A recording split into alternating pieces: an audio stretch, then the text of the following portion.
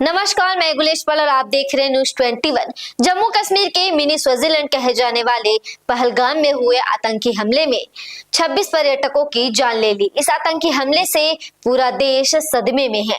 इसी बीच छत्तीसगढ़ के उप मुख्यमंत्री अरुण साव का बयान सामने आया है। उन्होंने मीडिया से चर्चा करते हुए आतंकी हमले को लेकर कहा कि जिस तरह से यह आतंकी हमला हुआ है, इसकी जितनी भी निंदा की जाए वहाँ कम है। आतंकियों का ये कायराना हरकत, जिस तरह से घटना को अंजाम दिया गया है, पूछकर चिन्हांकित कर मारा गया है, अत्यंत दुर्भाग्यजनक है। आज पूरे देश इस घटना से इस्तबाल है। आगे उन्होंने और क्या कुछ कहा, आप भी सुनिए।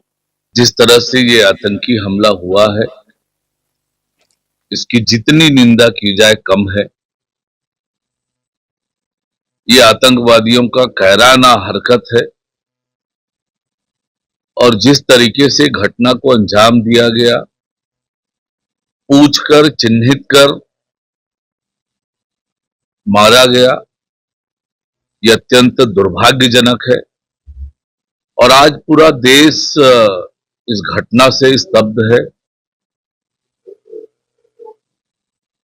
देश में प्रधानमंत्री माननीय नरेंद्र मोदी जी के नेतृत्व में सरकार बनने के बाद सरकार ने जिस प्रकार से देश में आतंकवाद, अलगाववाद और नक्सलवाद को समाप्त करने का जो बीड़ा उठाया है, और आज ये ताकतें अपनी अंतिम सांसें गिन रही है, ऐसे में ये कायराना हरकत है, इसकी जितनी निंदा की जाए कम है। हमारे रायपुर के भी दिनेश मिरानिया जी की भी शहादत इस घटना से हुई है। सभी मृतकों को मैं अपनी विनम्र श्रद्धांजलि अर्पित करता हूं, परिजनों के प्रति अपनी सहानुभूति प्रकट करता हूं। राज्य सरकार दिनेश मिरानिया जी के परिजनों से सीधे संपर्क में है और राज्य सरकार की ओर से हर संभव सहायता और मदद पीड़ित परिवार को पहुंचाई जा रही है। और ये गहन दुख का विषय है जिस तरह से ये घटना हुई है। निश्चित रूप से इस कायराना हरकत के लिए मुंहतोड़ जवाब इन्हें मिलेगा।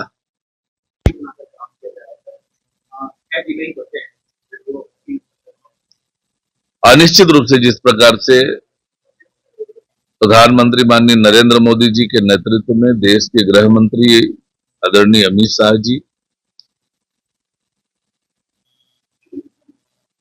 इस संकल्प के साथ कि मार्च 2026 तक देश से, बस्तर से नक्सलवाद पूरी तरह से समाप्त करेंगे। हमारे सुरक्षा बल के जवान पूरी बहादुरी से, मुस्तैदी से लगातार काम कर रहे हैं और निश्चित रूप से मार्च 2026 तक सशस्त्र नक्सलवाद समाप्त होगा।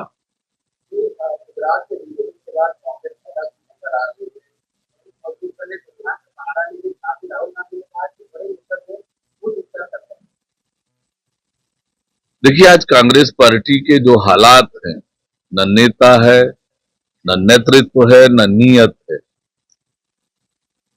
और छत्तीसगढ़ में कांग्रेस के नेता जिस प्रकार से अपने अस्तित्व के लिए संघर्ष कर रहे हैं, कोई अपने पद को बचाने के लिए संघर्ष कर रहा है, कोई पद पाने के लिए संघर्ष कर रहा है, पर वास्तविकता ये है कि ये जनता इनसे दूर जा चुकी है, इनका कुछ होना नहीं है।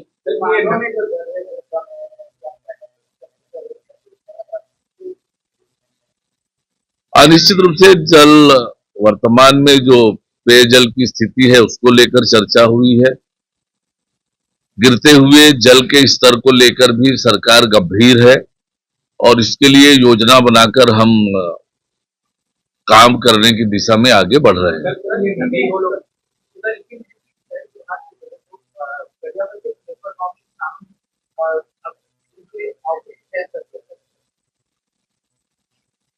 ये मेरे संज्ञान में नहीं है, मैं बातचीत करूंगा क्या विषय है।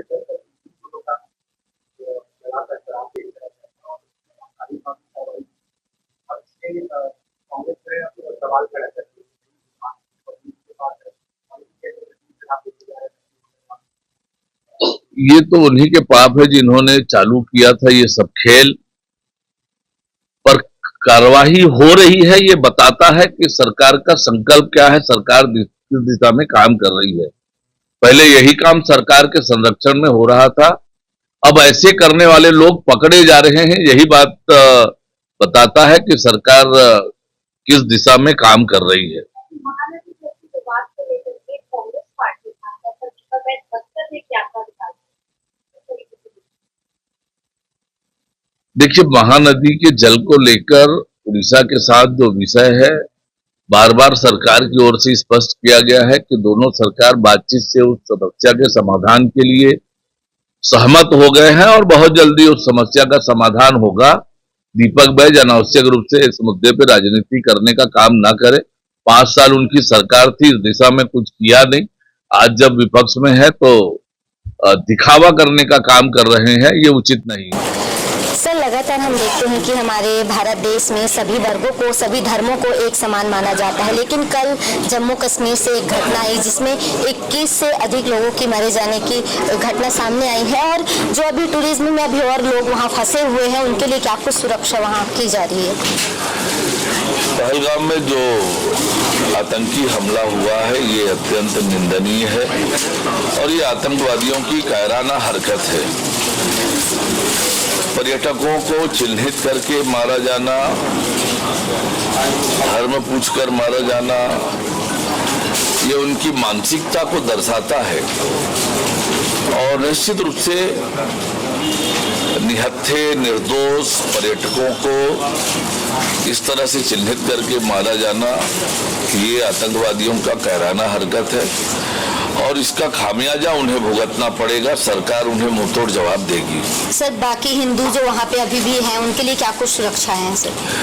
देखिए, राज्य के गृह मंत्री तुरंत ही वहां पहुंच गए हैं, पीड़ित लोगों से मिल रहे हैं और सरकार ने वहां पर पूरी तैयारी और व्यवस्था की है और हर संभव मदद लोगों को किया जा रहा है। हमारे रायपुर के भी एक व्यवसायी दिनेश मिरानिया जी का भी देहांत हुआ है और राज्य सरकार उनके परिवार के लोगों से लगातार संपर्क में है और हर संभव मदद दिलाने की कोशिश कर रहे हैं। छत्तीसगढ़ के अन्य लोग भी हैं वहां पर, उनकी भी चिंता सरकार कर रही है।